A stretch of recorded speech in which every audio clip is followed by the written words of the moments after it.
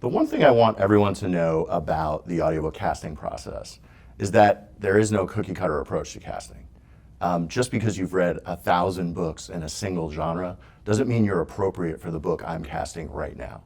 We don't really care if you've read one book or 100 books or 500 books. We're looking for an authentic voice every time we cast. You should be most authentically you.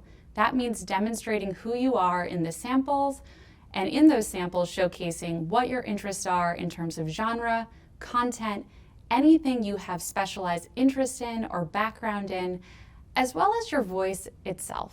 You don't want to sound like a smarter version of yourself or a more serious version of yourself. You just want to sound like you. The one thing I want all actors to know about the audio casting process is the more you connect with the material, the chances of you getting hired are much greater. It's personal for everyone. We're really looking to create the perfect alchemy of narrator and author's words. And part of that magic happens when you know enough about your actors and narrators that you can match them with material that is perfectly suited for them personally, if it's something they're interested in or something they're really good at. And the more we know about you as a person, the more likely we're able to create those matches.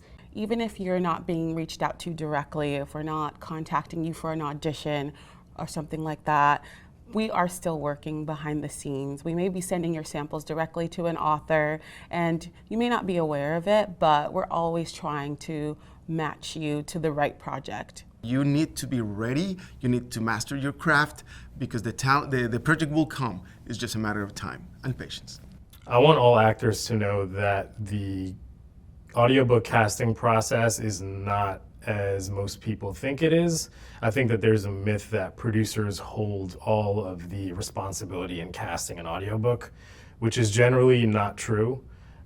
It's a very collaborative job, so we collaborate a lot with our authors, just making sure we capture their vision as much as we can, as well as capturing our vision. There are lots of different factors at play as to who gets cast and why.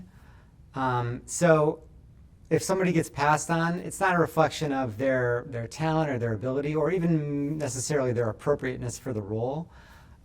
There could be any number of reasons why someone is chosen versus somebody else. You know, if you're not picked, it's not personal. This work is very, very subjective.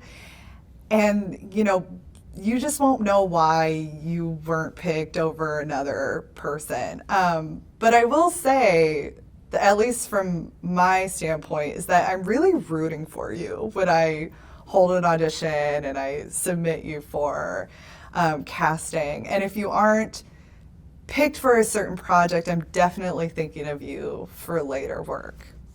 There are narrators who I've been trying to work with for years, and it just hasn't happened yet. But one day, I know it's going to.